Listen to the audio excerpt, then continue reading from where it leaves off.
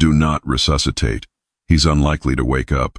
Let him go peacefully. Those are the exact words my stepmother Diane said to Dr. Sinedu Okafor in the intensive care unit of Froedtert Hospital in Milwaukee, Wisconsin, at 4:22 in the morning on December the 6th last year, approximately 12 hours after my father, Nathaniel Thomas Quinn, age 67, CEO and founder of Quinn Construction Group, fell 38 feet from a steel scaffold at a commercial high-rise project his own company was building on the lakefront of downtown Milwaukee. I know she said those words because they are on an audio recording. I have played the recording 47 times. I played it for the FBI agent who arrested her 3 days later. I played it at her federal trial 14 months after that. I have played it, at the request of prosecutors, at 2 Wisconsin state legislature hearings on what the press has taken to calling Quinn's Law. And I have, in the 11 months since my father woke up from the induced coma, she wanted the hospital to stop fighting to bring him out of Lanx. I have played it once, alone in my office, for my father himself. He listened to all 2 minutes and 17 seconds of it without speaking. Then he said to me, "Zeke, son, turn it off. I don't need to hear it again. I believed you the first time." The recording was not made intentionally. Nobody set out to catch my stepmother saying what she said. The recording was made by my father's cell phone, which was in the breast pocket of his scrubs bag on the chair next to his ICU bed. The scrubs bag was something my father carried to every hospital he visited, a habit from 30 years of visiting injured construction workers. Inside the bag was a clean change of clothes, a razor, a toothbrush, and his cell phone, which he had habitually kept on voice-activated recording mode since 2018, when he'd started using it to capture safety meetings on job sites. The paramedics had grabbed the bag from his truck when they brought him in. It was set on the chair, unopened, by a nurse who was following procedure. At some point during my stepmother's conversation with Dr. Okafor, the bag was bumped. The phone's voice-activated recording triggered. It captured everything, including the sound of the forged power of attorney document my stepmother set on the bedside table at 4:23 in the morning, to establish her authority to make the decision she was asking Dr. Okafor to make. My name is Ezekiel Quinn. My friends call me Zeke. I am 38 years old. I have been a licensed forensic structural engineer for 14 years. I hold a master's degree in structural engineering from the University of Michigan. I have investigated 47 scaffold failures, crane collapses, and building incidents across the Midwest. I have testified as an expert witness in courtrooms in Wisconsin, Illinois, and Minnesota. I was, by the professional accident of the career I chose 15 years ago, the exact person in my family best suited to investigate what happened to my father on December the 5th. What I did not expect, what nobody in my family expected, including my father and including Dr. Okafor and including the Milwaukee Police Department officers who were called to the scaffold site that afternoon, is that the scaffold my father fell from was not, in fact, the thing that almost killed him. The thing that almost killed him was a Xerox machine at a notary service office on North Michigan Avenue in Chicago at 9:14 in the evening on November the 18th last year, 3 weeks before the scaffold collapse. The thing that almost killed him was a healthcare power of attorney document he had signed in my lawyer Hollis Prejean's office in Milwaukee in 2018, naming me as his primary healthcare agent, a document that my stepmother, in November of last year, modified by replacing my name with her own, reprinting the modified document on matching paper stock, and having it notarized by a woman named Marlene Kowalski who did not. At the time my stepmother walked into her office with $15,000 in cash, ask any questions she had a professional obligation to ask. I had 36 hours between the time Doc Okafor called me at 4:47 in the morning on December the 6th and the time a Wisconsin state inspector arrived at the scaffold site on the afternoon of December the 7th to do 2 jobs at the same time. The first job was to investigate whether the scaffold failure was, in fact, an accident or whether my stepmother had arranged it. The second job was to prove that the power of attorney document she had presented to the hospital was forged and to prove it fast enough that my father did not die in his ICU bed while I was still gathering evidence. I had the right training for both jobs. I had never imagined, in the 15 years I had been doing the work, that I would use it on my own family. Drop a comment. Tell me where you're watching from. If you have ever had to investigate somebody who was supposed to love somebody you love, stay with me.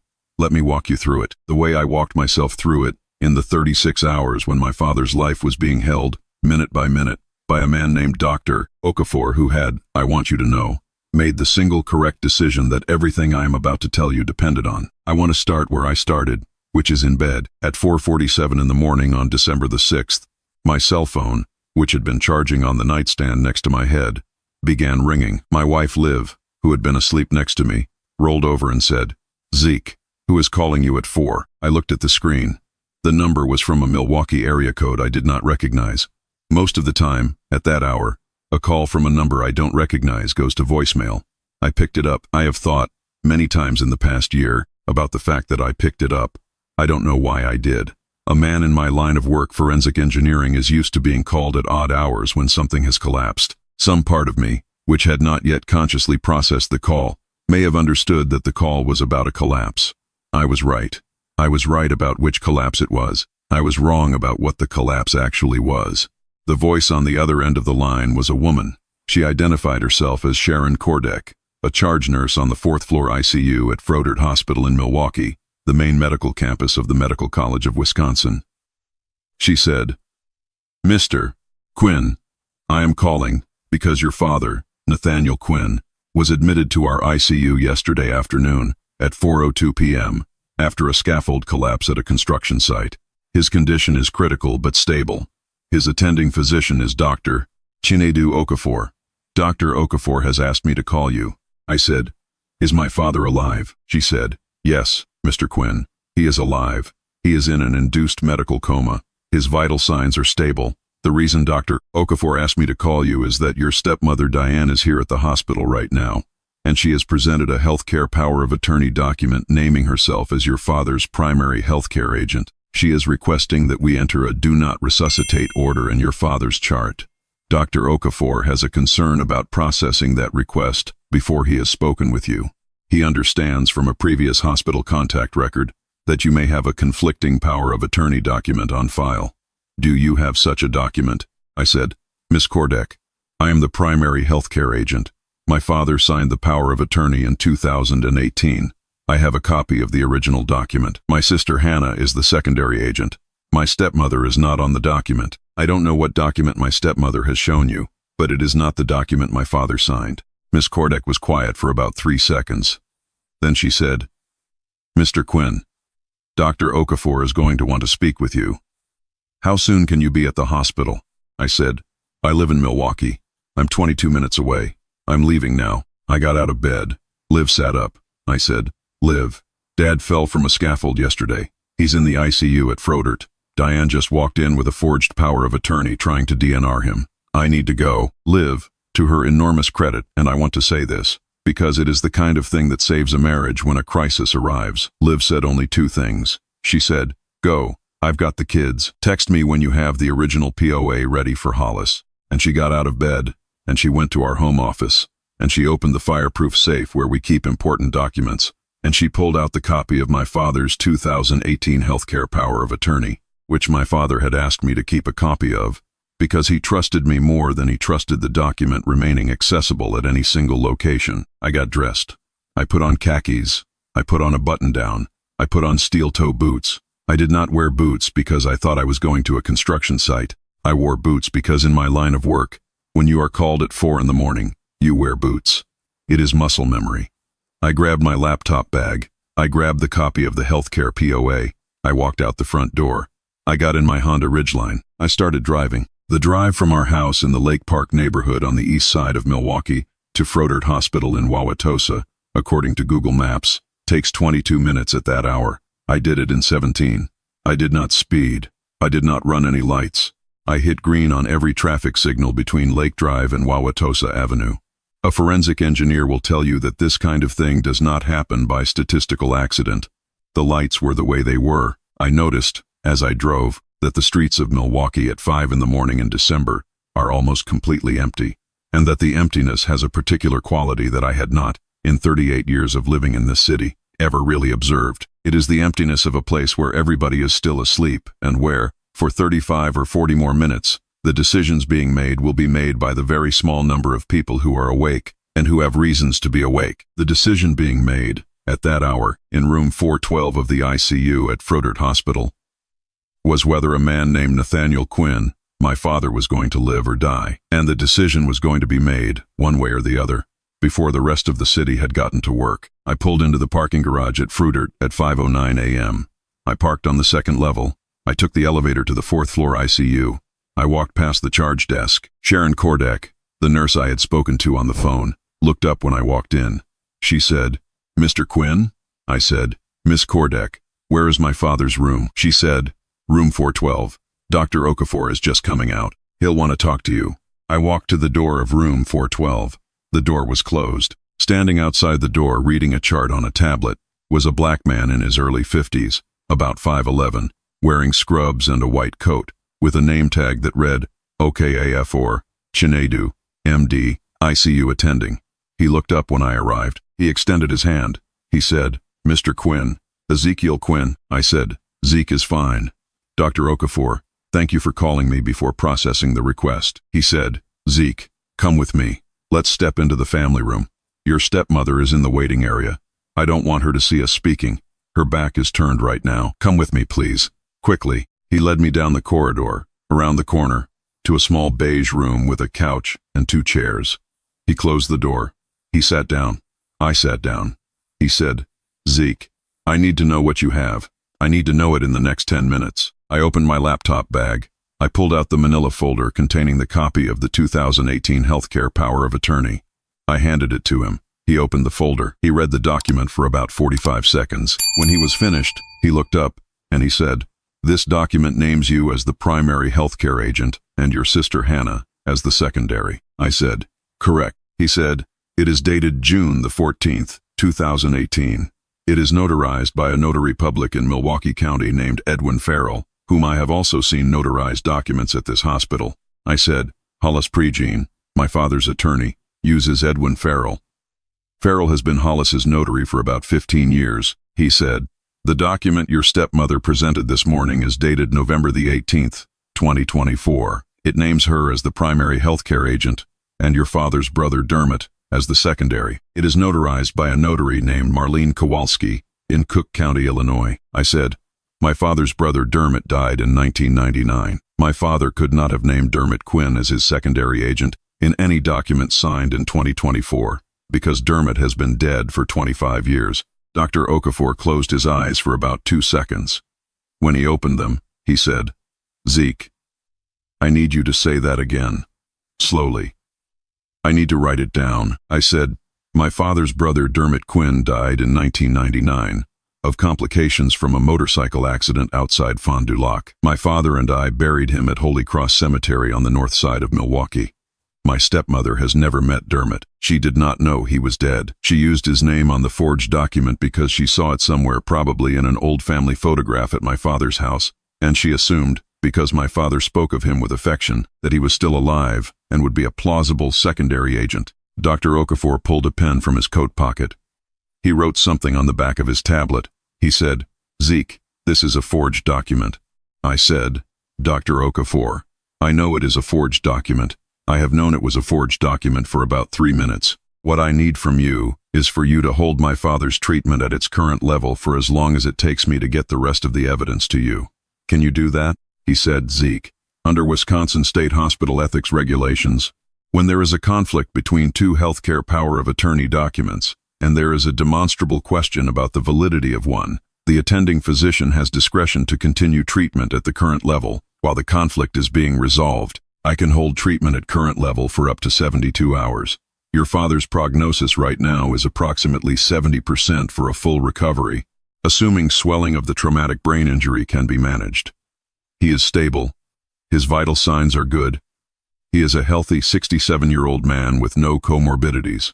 In my medical judgment, a DNR order is not medically indicated."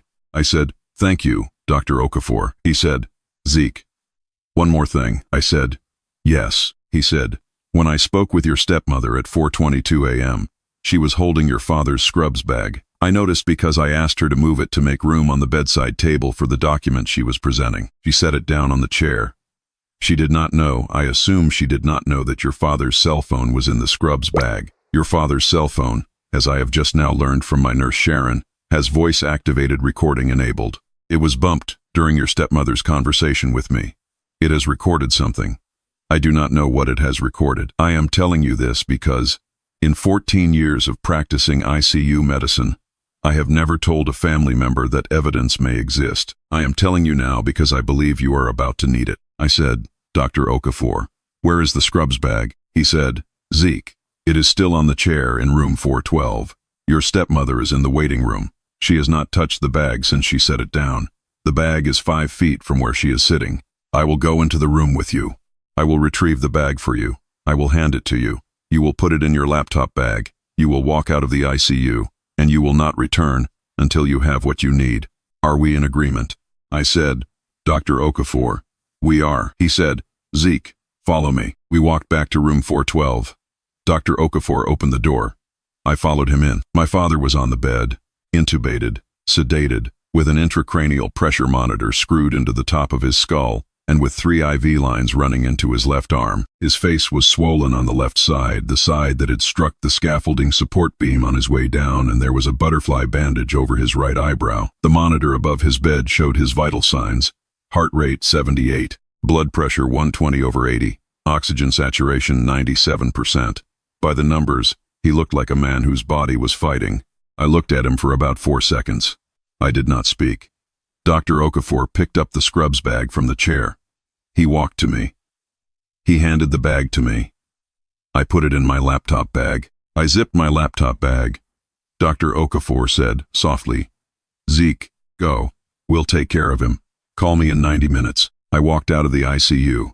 I took the elevator to the 2nd floor of the parking garage. I got in my truck. I unzipped my laptop bag. I pulled out my father's scrubs bag. I unzipped it. Inside was a black leather toiletry bag, a folded pair of clean jeans, a gray t-shirt, and my father's iPhone 14, still plugged into a portable charger that had been running overnight. The phone was face down on top of the t-shirt. I turned it over. The screen was dark. I pressed the side button. The screen lit up. The phone was at 41% battery. In the top right corner of the lock screen, there was a small red dot. The small red dot on my father's iPhone indicates that a voice recording is in progress. The phone had been recording, continuously, since the bag was bumped. The recording had been running for approximately 3 hours. I opened the voice memos app. The most recent recording was 3 hours and 41 minutes long. I scrolled back to the section where Dr. Okafor had told me the conversation had taken place. At the timestamp marked approximately 4:22 a.m., I pressed play. I heard my stepmother's voice. I heard her say, clearly, in the tone of a woman who had practiced the sentence in front of a bathroom mirror, do not resuscitate. He's unlikely to wake up. Let him go peacefully. I heard Dr. Okafor's voice. I heard him say, Mrs. Quinn, I need to review the power of attorney document you are presenting before I can process any change to the treatment plan. Can you leave it with me for an hour? I heard my stepmother say, of course, doctor. Take your time. I'll be in the waiting room if you need me. I heard her footsteps walk out of the room. I stopped the recording. I sat in my truck in the parking garage of Froedtert Hospital for about 3 minutes, with my hands on the steering wheel, not moving.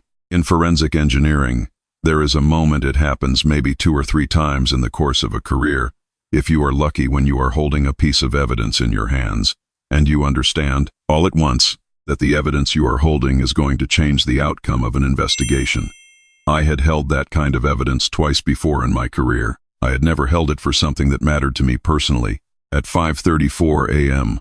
on December the 6th last year, I held that kind of evidence for the 3rd time, and it was for my father's life. I want to explain, before I tell you what I did next, a small thing about the way a forensic structural engineer approaches a problem, because the thing I did between 6 a.m. and 4 p.m. on December the 6th was not unusual in the context of my professional work. It was, in fact, the exact kind of thing I had been trained to do. What was unusual was the object of the investigation. I had spent 14 years investigating buildings, scaffolds, and cranes. I had never, before that morning, investigated a marriage. A forensic structural engineer investigates a failure by asking 3 questions, in this order. First, what was the design supposed to do? Second, what did it actually do? Third, what is the delta, and what caused the delta? The 3 questions sound simple. They are not. The discipline of answering them is the entire content of a 14-year career. Most engineers get stuck on the second question. Because they try to skip past it, they see the failure, and they assume they know what happened, and they move to the third question without doing the observational work the second question requires. This is why most forensic investigations fail. The truth is in the observation. The causation is just the language you use to describe what the observation already showed you. Sitting in my truck at 5:34 a.m. on December the 6th, with my father's scrubs bag in my lap, and the voice recording on my father's iPhone still playing softly through the car speakers while I thought, I applied the 3 questions to what I had in front of me. What was the design supposed to do? My father was supposed to finish his routine scaffold inspection at his Lakeside Tower project at approximately 2:30 p.m. He was supposed to drive back to his office in the 3rd Ward, review the day's permits, call my Aunt Kitty in Fond du Lac, whom he called every Wednesday at 4, and go home to the house on Lake Drive he shared with Diane. That was the design. That was the plan. What did it actually do? At 2:47 p.m., my father had fallen 38 feet from the scaffold. He had suffered a compound fracture of the left femur, a transverse fracture of the pelvic girdle, 3 broken ribs, a punctured lung, and a severe traumatic brain injury. He had been placed in an induced coma at 4:22 a.m. The following morning, my stepmother Diane had arrived at the hospital with a forged healthcare power of attorney, and she had asked the attending physician to order a "do not resuscitate." What is the delta, and what caused the delta? That is what the next 10 hours were for. I started with the scaffold. I called the site foreman, a man named Eamon Lonergan, who had worked for my father for 21 years, at 6:03 a.m. I said, Eamon, it's Zeke. I know you're not up. I need to get into the Lakeside Tower site in the next hour. I need to see the scaffold. Eamon, who was up, because foremen on my father's projects are up at 6, said Zeke, Jesus, how's your dad? I said, he's in an induced coma. Eamon, listen to me. OSHA sealed the site yesterday afternoon. I need to get in before the state inspector arrives. I'm a licensed forensic engineer. I have jurisdiction. I need somebody from Quinn Construction to meet me there and let me pass the tape. Eamon said, Zeke, I'll meet you there at 6:30. I'll bring the crew foreman. Sal can walk us through what he saw. I said, Eamon, thank you. I drove from Froedtert to the Lakeside Tower project in downtown Milwaukee.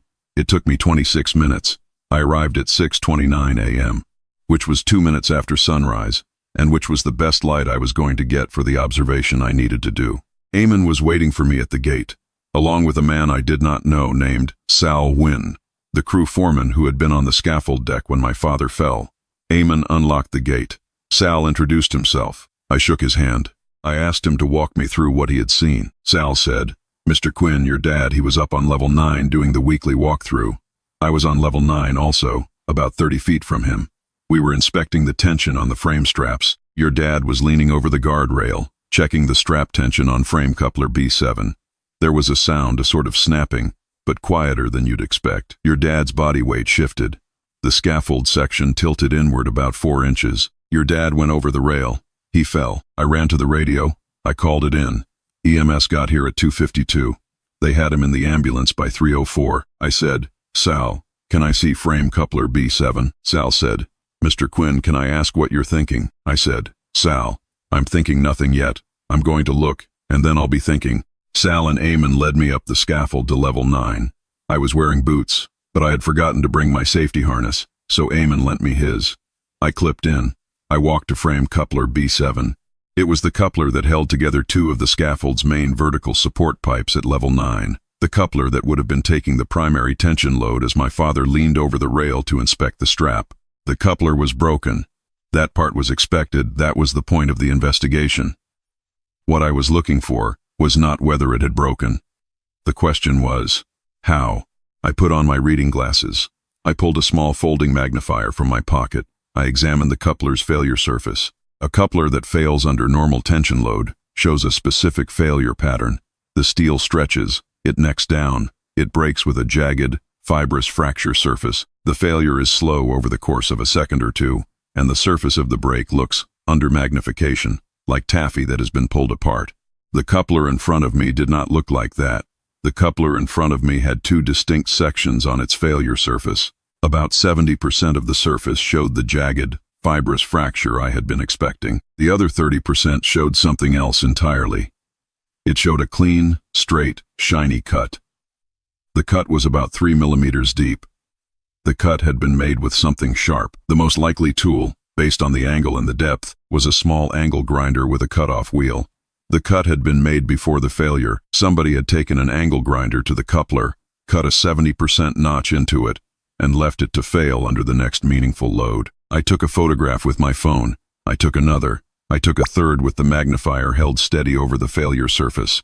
I stepped back. I said, "Sal, Eamon, look at this. Do you see what I see?" Sal looked. Eamon looked. Neither of them spoke for about 10 seconds.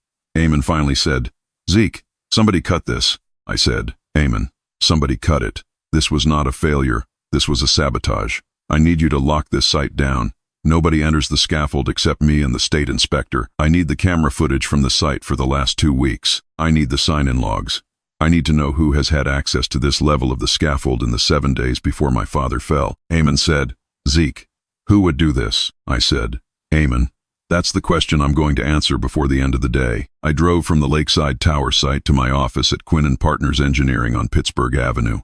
I arrived at 7:51 a.m. My assistant Rivka, who had not yet seen the news about my father, was in the kitchen making coffee.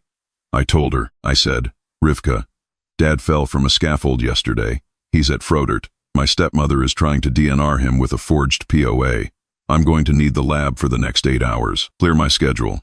Hannah's on her way from Madison. When she gets here, send her straight back." Rivka, who had been working for me for 6 years, and who did not cry, said, "Zeke, I'm so sorry. Go, I have it." I went to the back of the office.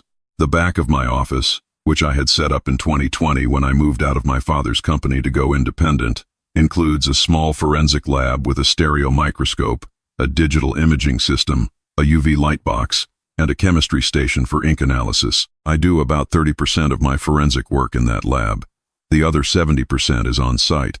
What I was about to do in the lab was slightly outside my usual scope. Signature analysis is its own subfield, and I was not a certified forensic document examiner, but the principles are the same as structural analysis. You observe, you compare, you measure, you trust what the evidence shows you. I had the copy of my father's 2018 healthcare power of attorney. I did not yet have the forged version that Diane had given to Dr. Okafor. I needed it. I called Dr. Okafor at 8:03. I said, "Dr. Okafor, I need the forged document. I need a high-resolution scan. Can you help me?" Dr. Okafor said, "Zeke, hospital administration would ordinarily require a subpoena for this, but this is a healthcare power of attorney, and I have grounds to question its validity, and Wisconsin state hospital ethics regulations permit me to share a copy with a family member for purposes of resolving the conflict. I'll scan it and email it to you in the next 20 minutes. The scan arrived at 8:22. I printed it at 600 dots per inch. I put the original 2018 document and the printed scan of the November 2024 document next to each other on the lab bench. I pulled down the stereo microscope. I turned on the imaging system. I began the comparison. I want to walk you through, in the next few minutes, what I found, because what I found is the kind of thing that, in a forensic investigation, is both obvious and invisible at the same time. Obvious, once you see it. Invisible, unless you know what to look for. My stepmother had been, I will say in her defense, careful. She had used a high-quality printer. She had obtained matching paper stock. She had replicated the formatting of the original document with the attention to detail you would expect from a woman who had spent a decade as an interior designer. The layout was clean. The font was correct.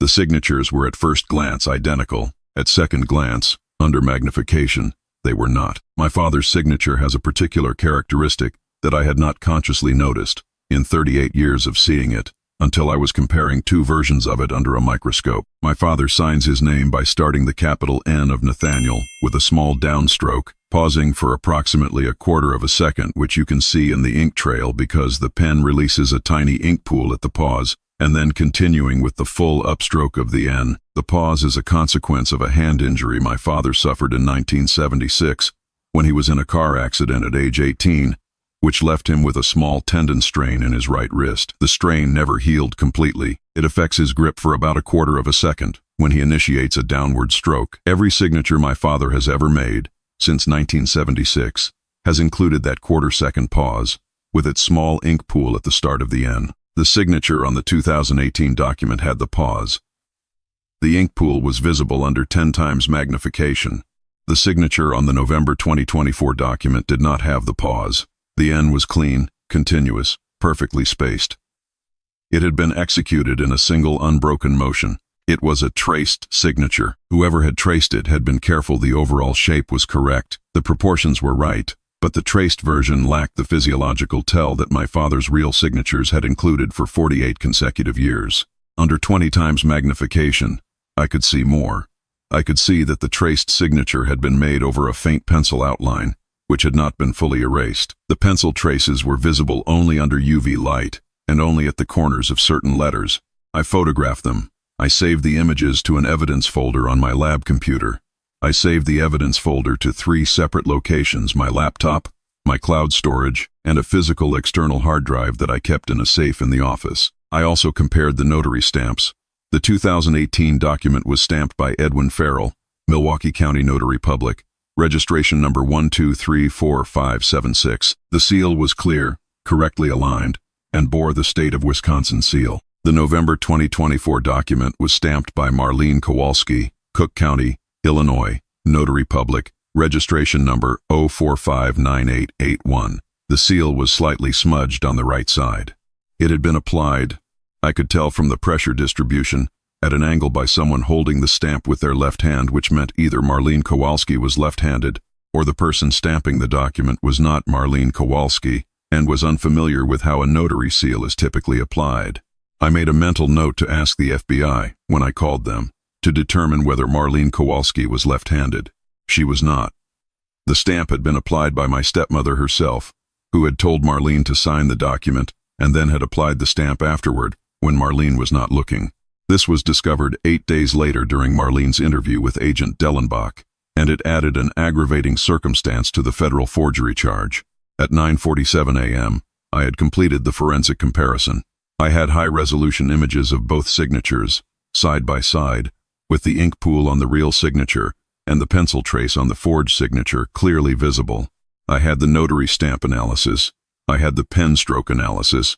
I had enough, in my professional judgment as an expert witness who had testified in 3 states, to establish the forgery to the standard of preponderance of the evidence.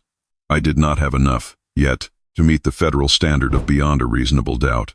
For that, I needed the notary, Marlene Kowalski, to testify. I also needed a motive. I had the means. Diane had access to my father's signature through 2 years of marriage. I had the opportunity. She had a notary in Chicago who had not asked questions. What I did not have was a reason she had done it. At 9:52, Hannah walked into the lab. She had driven from Madison in 1 hour and 40 minutes. She was still wearing the t-shirt she had slept in. She had her pharmacist's white coat thrown over it. She had, I realized when I looked at her, been crying for about 90 minutes. She said, "Zeke, what do I do?" I said, "Hannah, I need you to do something that is going to be hard. I need you to get Dad's home laptop. Diane doesn't know the combination of the office safe. Dad keeps the laptop in the office safe when he's not using it. He has a separate laptop for work. The home laptop is the one he uses for personal email and personal financial documents. I need you to go to the house, open the safe, I'll give you the combination, take the laptop, and bring it back here, without Diane seeing you do it. Can you do that?" Hannah said, "Zeke, Diane is at the hospital." I said, "Hannah, is she still there?" Hannah said, "I called Dr. Okafor on the way down. She's been in the waiting room since 4 a.m. She hasn't left. He has nurses positioned to keep an eye on her. If she leaves the hospital, he'll text me." I said, "Hannah, go to the house, take the laptop, come back. I'll have the lab ready for a motive analysis." Hannah went to the house. She was back with the laptop at 11:13 a.m. She set it on the lab bench. She said, "Zeke, I had to pass her car in the driveway. She has a bag of shopping in the passenger seat, Nordstrom, Burberry, and I think a Tiffany box. She went shopping during Dad's surgery." I said, "Hannah, noted. Let's open the laptop." My father's personal laptop is a 2020 MacBook Pro. He uses it for email, for personal banking, for correspondence with his lawyer, and for storing photographs. He does not use it for work. Quinn Construction has its own IT system. The laptop was password protected, but my father had given me the password 5 years ago, in case of emergency. The password was Rebecca Olson 618, my mother's maiden name, and their wedding date. He had not changed it since 2015, when my mother had died, and when he had last consciously thought about his personal passwords. I opened his email. I searched for the name Hollis Progene. The results returned 42 emails over the past 6 years. I opened the most recent. It was dated November the 2nd, 2024, 4 days before the date Diane had forged on her POA, and 33 days before the scaffold collapse. The subject line was, Meeting Request Re-Prenup Clause, C-4B.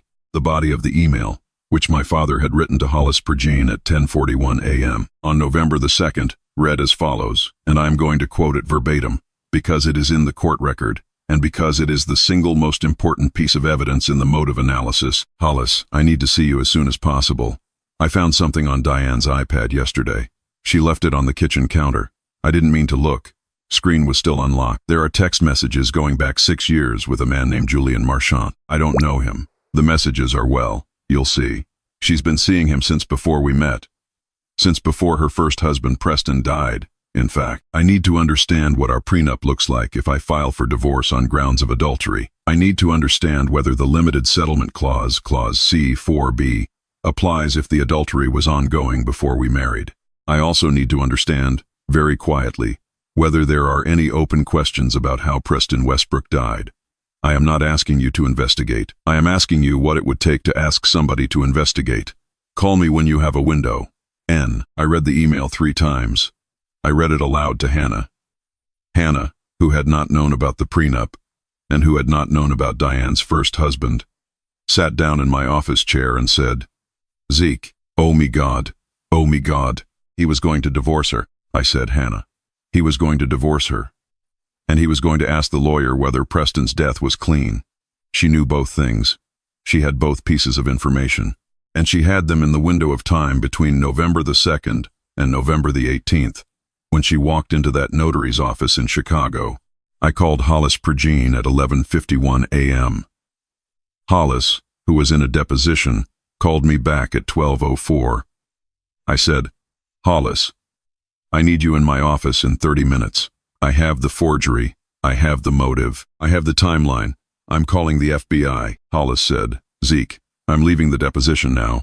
I'll be there in 20. I said, Hollis, thank you. He said, Zeke, I am so sorry.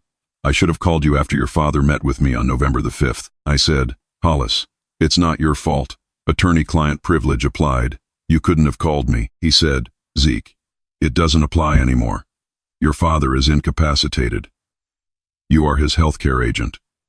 As of this moment, everything your father told me in November is available to you. Everything. I said, Hollis, get here.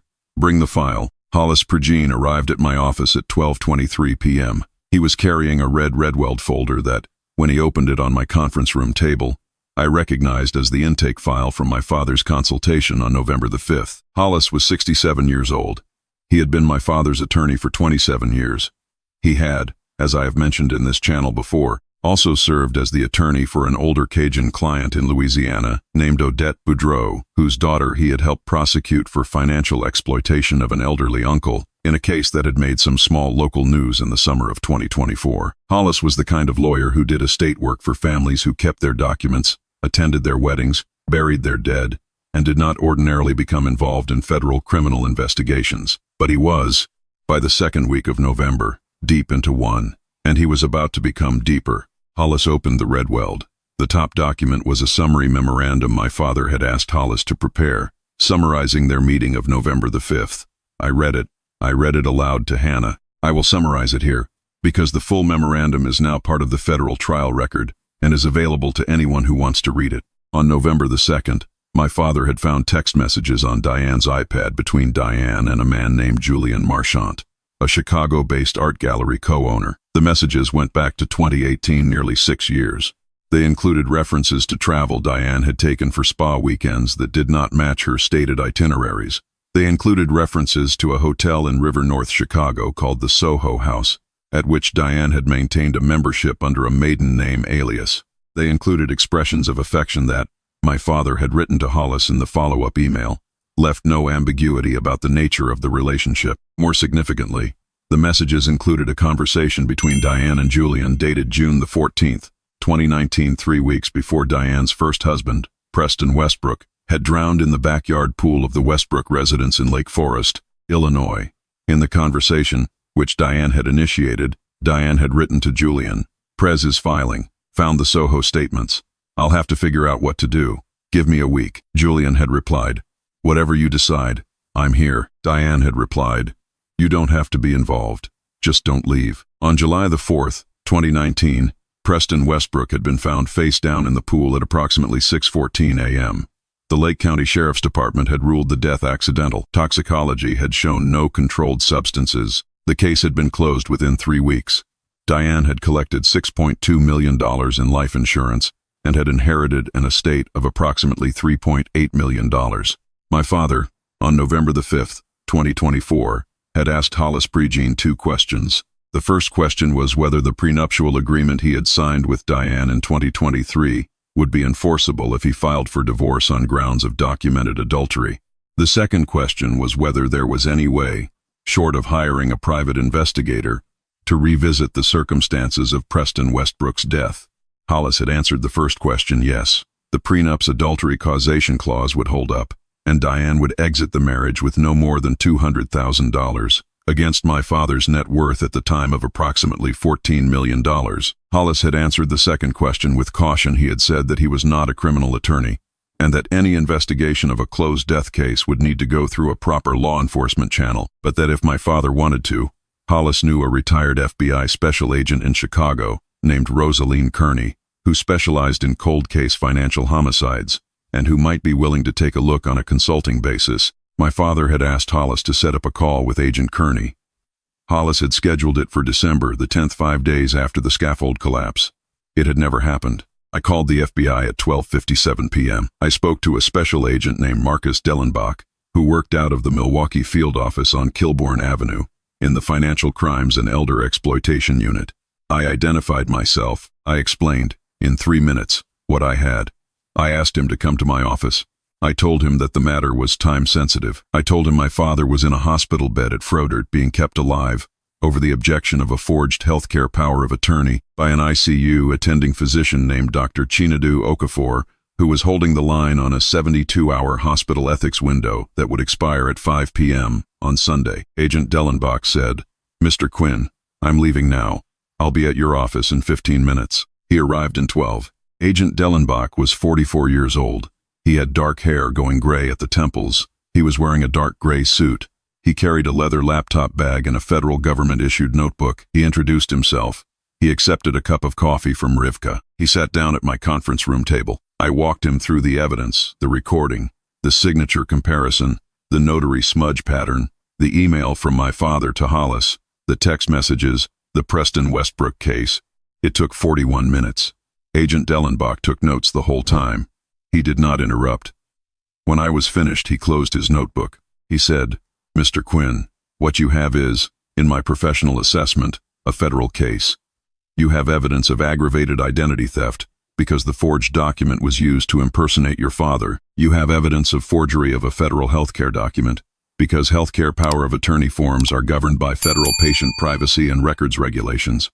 You have evidence of conspiracy to commit murder because the attempt to secure a DNR order while your father was incapacitated is consistent with a pre-planned operation to kill him. You have, additionally, what appears to be a pattern of similar conduct in a prior cold case in Illinois, which is going to require coordination with the Illinois State Police and the Lake County Sheriff's Department. This is a multi-jurisdictional federal prosecution. I am going to need to loop in my supervisor, a cold case colleague in Chicago, and the U.S. Attorney's Office. I can have warrants ready by 3:30 p.m. Will you help me with something?" I said. "Anything." He said, "Your stepmother, right now, is in the waiting room at Frodert. She will leave the hospital at some point in the next several hours. We need to arrest her somewhere we can control. Her apartment in Milwaukee has a doorman who will call her before we reach her door. The hospital is complicated. She will have hospital counsel and possibly her own attorney on site within minutes. Where is she most likely to go when she leaves Frodert, and where can we draw her into a setting we control?" I said, "She'll go home. My father's house. Her house now. Technically, they've been married 2 years. It's a Tudor on Lake Drive. I grew up there. She will want to change clothes, shower, make some phone calls. She has been at the hospital since 4 a.m. If we give her a reason to come home, she will come home." Agent Dellenbach said, "Mr. Quinn, can you give her a reason?" I said, "I can call her in 3 hours. I'll tell her I've been thinking about Dad's treatment options, and I want to meet at the house to discuss. As a family. She will want that meeting. It flatters her perception of her standing with my sister and me. She has been trying to establish that perception for 2 years. Agent Dellenbach said, Mr. Quinn, make the call at 6 p.m. Tell her to come home. I'll have a team of 3 agents inside the house, with you and your sister and your attorney, at 6:45. We will arrest her when she walks in the front door. Can you handle that? I said. Agent Dellenbach, I can handle that. He said, Mr. Quinn. One last question. If your father dies, if something happens in the ICU between now and the arrest, do you have somebody who can make the decisions on his behalf as the primary healthcare power of attorney agent? I said, Agent Dellenbach, that would be me. He said, Mr. Quinn, make sure your sister is with him until this is over. I do not want your stepmother back in that room. Not for a minute. I said, Hannah is already on her way to the hospital. She'll be with him until we make the arrest. He said, good. I'll see you at 6:45. At 6:02 p.m., I called my stepmother's cell phone. She answered on the 3rd ring. Her voice was composed, tired, the precise register of a woman in crisis who has been in crisis for 15 hours and who is, very carefully, maintaining the appearance of a woman in crisis. I said, Diane. She said, Zeke. Oh, honey, I'm so sorry about this. How are you holding up? I said, Diane, I've been thinking. I think we need to have a family meeting about Dad's treatment. I know you've been talking to the doctors. I want to understand where we are and what our options are. Can we meet at the house tonight? I can bring Hannah. We can talk. There was a pause on the line. I counted 4 seconds. Then she said, Zeke, of course. Of course, sweetheart. What time? I said, 6:45. She said, I'll be there. I'll pick up some wine on the way. I said, Diane, thanks. I hung up. I drove to my father's house on Lake Drive at 6:22 p.m. Hannah met me in the driveway. Hollis Progene met us in the driveway. Agent Dellenbach and 2 FBI agents, both in tactical vests under their coats, were already inside the house they had entered at 6:15 with Hollis's consent, because Hollis held the keys as the family attorney and had the legal authority to admit them in the absence of my father. The agents positioned themselves in the hallway outside the kitchen, where they were not visible from the front door. Hannah, Hollis, and I sat at the kitchen table, which was the table I had eaten dinner at every night of my childhood, and which my mother had bought at an estate sale in 1991 for $400, and which Diane had covered, 2 years ago, with a linen runner from a boutique on Oak Street in Chicago that had cost $87. At 6:47 p.m., I heard a car pull into the driveway. I heard a door close. I heard footsteps on the front walk. I heard the front door open. I heard my stepmother call out, in the voice she used when she came home from shopping. Zeke, honey, are you here? I said. In the kitchen, Diane. She walked into the kitchen. She was carrying 2 shopping bags and a bottle of Sancerre. She was wearing a gray cashmere sweater and dark jeans. Her hair was up. She smiled, a tired, sympathetic, we're all in this together smile, and she set the shopping bags on the counter. She set the Sancerre on the table. Agent Dellenbach and the 2 FBI agents stepped out of the hallway into the kitchen. Agent Dellenbach said, Diane Hollister Quinn, you are under arrest. Diane's face, in the 1.5 seconds between Agent Dellenbach saying her name and her realizing what was happening, was the most complete transformation of expression I have ever seen on a human face. I have read a great deal of literature, across 14 years, on the question of what happens in the first moment a subject of a law enforcement operation realizes that the operation has been run. There is a specific phrase in the literature, the freeze phase, that describes what happens in the 1-second window before the subject begins either cooperating or resisting. Diane's freeze phase lasted about 1.25 seconds. In that time, her face moved through 5 distinct expressions. The first was social, the leftover remnant of the smile she had walked in with. The second was confusion. The third was calculation. The fourth was anger. The fifth, and this was the one that I will remember until I die, was a kind of quiet, professional acknowledgement, almost admiration. She looked at me, and she said, Zeke, you did this. I said, Diane, I did. Agent Dellenbach said, Mrs. Quinn, you are being placed under arrest on federal charges of aggravated identity theft, forgery of a federal healthcare document, conspiracy to commit murder, and additional charges related to the 1985 death of Preston Westbrook in Lake Forest, Illinois. You have the right to remain silent. Anything you say, Diane said. Wait, Preston, Agent Dellenbach said. Mrs. Quinn, please do not speak. You have the right to remain silent. I strongly advise you to exercise that right. Diane said. This is insane. This is Zeke. This is your doing. I said, Diane, I'm a forensic engineer. I know the difference between a real signature and a traced one. I know the difference between a scaffold failure and a sabotage. And I know the difference, now, between a widow and a perpetrator. You are the third. I spent 14 years of my career preparing for the investigation I ran today. I did not know it would be on you. I wish it had not been, but it was, and now it is over. Diane looked at me. Her eyes, which in 2 years of marriage to my father I had never seen, show what I would call genuine emotion, showed something for about half a second. I am not sure what it was. It might have been hatred. It might have been respect. It might have been both. She said, Zeke, I need my lawyer. I said, Diane, Agent Dellenbach will make sure you get one. The agents handcuffed her. They led her out the front door of my father's house. She did not look back at me when the door closed. I watched her go from the kitchen window. The black Chevrolet Tahoe that had been parked across the street, which I had noticed when I'd arrived, pulled into the driveway. Diane was placed in the back seat. The Tahoe pulled out onto Lake Drive. The taillights disappeared around the corner. Hannah, who had not spoken during the arrest, who had been standing next to me with her hand on my arm, said, Zeke, is it over? I said, Hannah, the arrest is over. The case is just starting, but Dad is safe. The DNR is vacated. The healthcare power of attorney is mine again. Dad is going to fight, and he has a chance. Hannah put her arms around me. She put her forehead against my chest, and for the first time in 16 hours, I let myself feel something other than operational focus. I did not cry. I have not, to my knowledge, cried since my mother's funeral in 2015. But I stood in my father's kitchen with my sister, and I let myself understand, for the first time that day, that I had come very close to losing him, and that I had stopped it with the exact training that had been waiting in me for the moment when I would need it. The second arrest, which happened 7 days later in Chicago, is a story I want to tell only briefly, because it is not, at its heart, the story I am telling in this video. On December the 13th, the Illinois State Police, acting on a warrant secured through Agent Dellenbach's coordination with the Lake County Sheriff's Department, exhumed the body of Preston Westbrook from Memorial Park Cemetery in Lake Forest.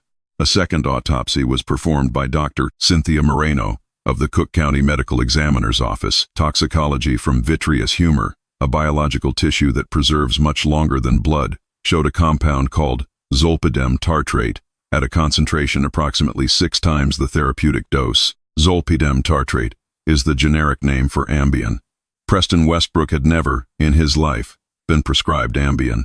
He had, at the time of his death, been prescribed no sleep medication of any kind. His primary care physician's records confirmed it. Diane had been prescribed Ambien in March of 2019. Her Illinois pharmacy records, which Agent Dellenbach obtained by federal subpoena on December the 14th, showed that she had refilled a 60-tablet prescription on June the 27th, 2019, 1 week before Preston's death, and that she had not refilled the prescription again for the next 4 months. The Illinois State Police charged Diane with first-degree murder in the death of Preston Westbrook on December the 20th. She went to trial on the Wisconsin federal charges in February of this year.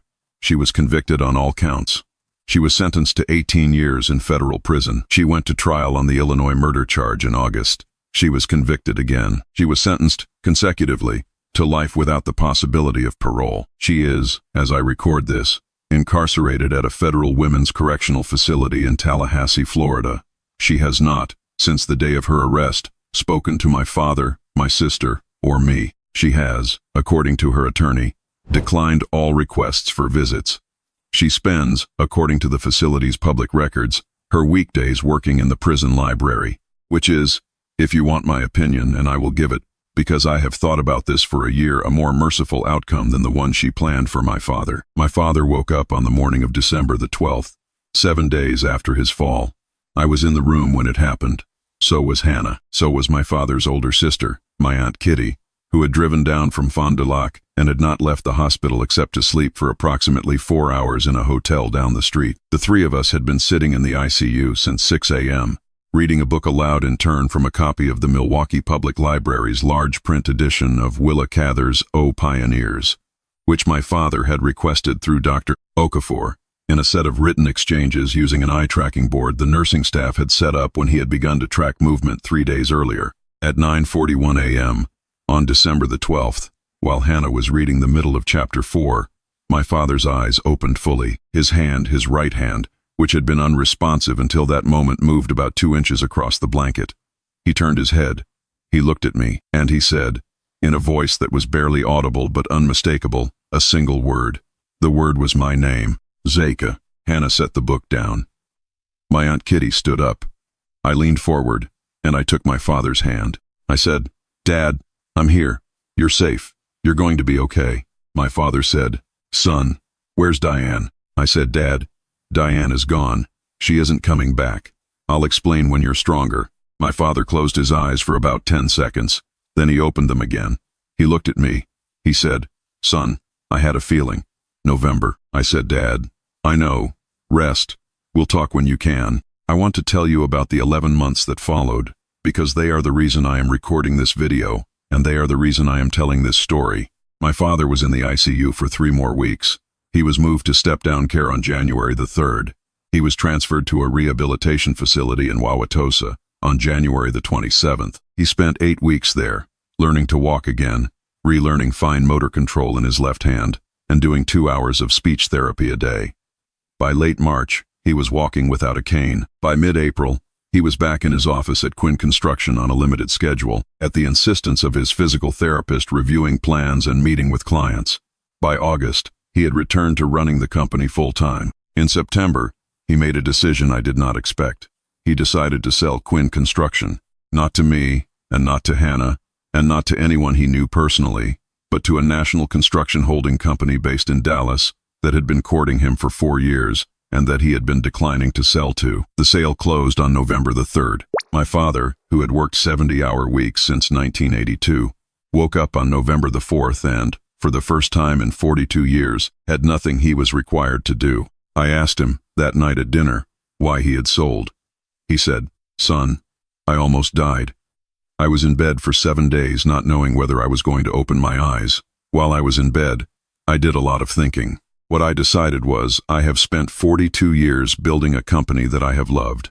I have loved it as much as I have loved anything, except your mother, and your sister, and you. What I have not done, in those 42 years, is spend as much time with my grandchildren as I intended to spend. Reese is 4, Nora is 2. I have 30 good years left. If the actuarial tables are any guide, I want to spend those years watching Reese and Nora grow up. I do not want to spend them reviewing permits. That is what the money is for. That is what retirement is for. Diane, as much as she tried to take from me, she gave me, accidentally, the clarity to understand what I had been postponing. I said, "Dad, I don't think she gets credit for it." He said, "Son, I am not giving her credit. I am saying that near-death experiences clarify things, and that was the near-death experience I had. I am going to use the clarity. That is the only way I know how to make the clarity count for anything. I want to tell you about Quinn's Law, because Quinn's Law is the thing I have spent most of the last 11 months on, and it is the thing that honestly, when I look back on what this whole experience has been for, matters the most. In February of this year, after Diane's federal conviction but before her Illinois trial, I was contacted by a staffer in the Wisconsin State Senate named Pilar Navarro. Pilar had read about the case in the Milwaukee Journal-Sentinel. She worked for Senator Carlos Moreno, a Democrat from the 6th District. Pilar said Senator Moreno was interested in introducing legislation to close the loophole in Wisconsin notary law that had allowed my stepmother to have a forged healthcare power of attorney notarized in Chicago and then use it in a Wisconsin hospital. Pilar asked me whether I would be willing to testify at a committee hearing on the legislation. I said yes. Hannah said yes. My father, when I told him, said yes. Hollis Pergine said yes. Dr. Okafor said yes. Agent Dellenbach, who had retired from the FBI in May and taken a consulting position with the Elder Justice Initiative in Washington, said yes. All 6 of us testified, in various combinations, at a total of 4 Wisconsin State Senate hearings between February and September. The bill, which came to be known colloquially as Quinn's Law, does the following things. First, it requires any healthcare power of attorney document that modifies an existing healthcare power of attorney to be notarized with a verified video record, a live-streamed video, stored by the notary, of the principal signing the document.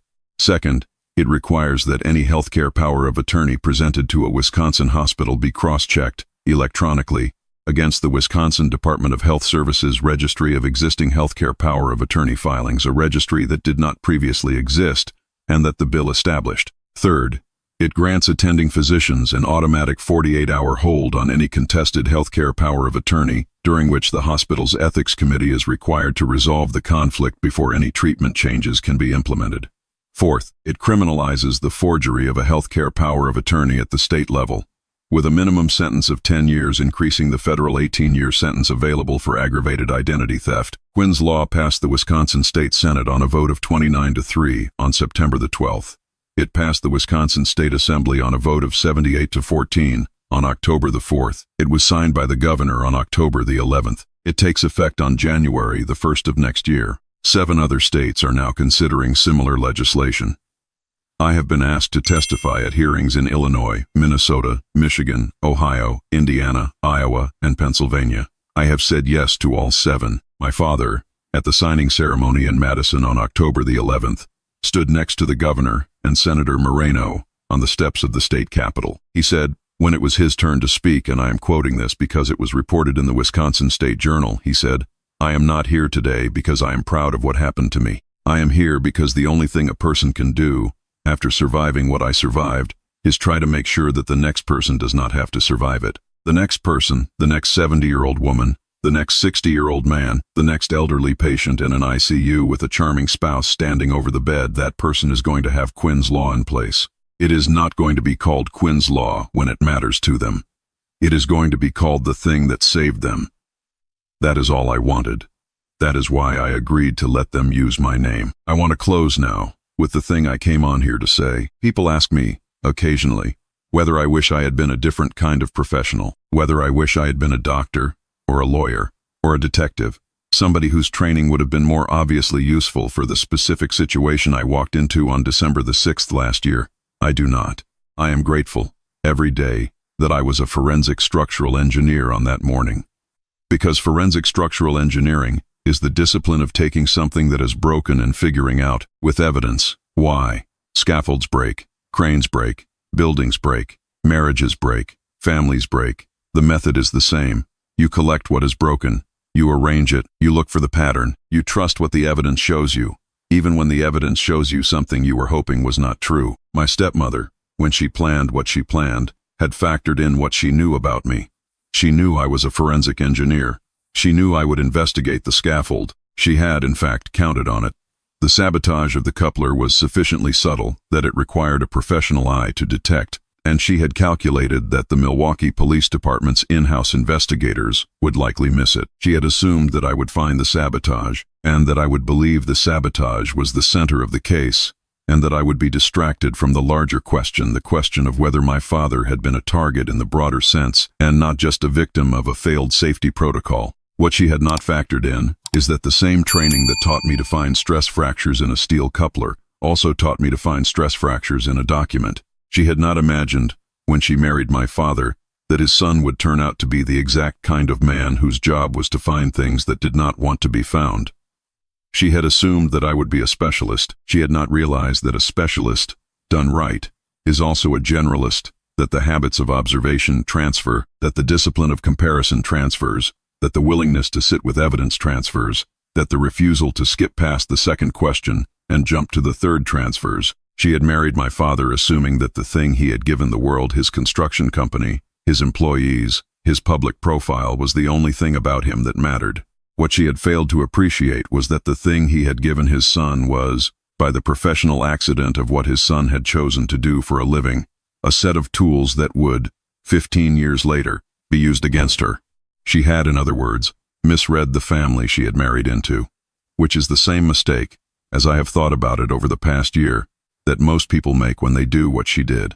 They look at the obvious assets. They do not look at the less obvious ones. They do not consider that the middle-aged children of the wealthy man they have targeted have developed their own skills, their own networks, their own professional infrastructures that are not visible in the family's public profile. They assume that the family is a single object to be managed. They fail to see that the family is, in fact, a federation of adults with individual capabilities, any one of which can, if the provocation is sufficient, be turned against the person who provoked it. If you are watching this video, and there is somebody in your life who has recently been very charming, very attentive, very sudden, somebody who moved fast, who appeared to have a compelling story, who has started to position themselves as indispensable to a vulnerable person in your family, I want to tell you one thing. The evidence is usually there. You do not always have to be a professional to find it. You just have to be willing to look at it when it is in front of you. My father found evidence on Diane's iPad on a Tuesday in early November, and he took the evidence to his lawyer 3 days later. That was the right response. That was, in fact, the response that allowed me 6 weeks later, with my father in a coma, to reconstruct the motive, because Hollis had the summary memorandum, and I had the emails, and we had the timeline. My father did not ignore what he saw. He did not rationalize it. He did not wait. He took the evidence, and he went to the person whose job it was to understand what the evidence meant. You can do that too. If you are seeing what my father saw, you can take it to a lawyer. You can take it to a detective. You can take it to a priest. You can take it to a friend whose judgment you trust. You can take it to whoever. What you cannot do, what will cost you, and what will cost somebody you love, is pretend that you are not seeing it. The people who do what my stepmother did depend on the people around them not looking. They build their entire strategy around the assumption that the family will rationalize, that the family will be polite, that the family will give them the benefit of the doubt. They have been relying on that cultural habit for their entire careers, as people who do what they do. It is their primary tool. It is the only tool that makes them effective. Take the tool away from them. Look at the evidence. If you are wrong, and you apologize, and you move on. But if you are right, if the evidence is what you think it is, you act on it. You save the person you love. You do not wait. You do not discount what you see. My father is alive because my sister picked up a phone call at 4:47 in the morning and put it through to me, instead of letting it go to voicemail. My father is alive because Dr. Okafor made the decision not to process the DNR request at 4:23 a.m. and to call a family member before proceeding, instead of taking the healthcare power of attorney document at face value. My father is alive because an ICU nurse named Sharon Kordek noticed that something was off in the interaction between my stepmother and Dr. Okafor and mentioned it to him. My father is alive because a notary in Chicago named Marlene Kowalski, when the FBI eventually came to her door, told the truth, instead of trying to cover up the $15,000 she had accepted for a question she should have asked and did not. Every one of those people made a small decision. None of those decisions, individually, was heroic. All of those decisions, combined, saved my father's life. That is how most lives are saved. Not by one big decision by one important person, by many small decisions by many ordinary people who decided, in small moments of potential choice, to do the slightly harder thing. You, watching this, are one of those people. You have somebody in your life who is vulnerable. You have somebody in your life who is new. You have some piece of evidence, an iPad left on a counter, a text message seen in passing, a pattern that you cannot quite place, but that has been bothering you, that is sitting in your awareness, unprocessed. Process it. Take it to somebody. Do the small, hard thing. Let me walk you through it, and I think you'll find, as I found, that when the small, hard thing is done, the large, hard thing stops being required. Drop a comment. Tell me about a moment when you saw something that did not add up, and you acted on it. Tell me what happened. I'll read every one. And to the person who saw something today, and is telling themselves they are imagining it, you are probably not imagining it. Check. Ask somebody. Look, good night, everybody.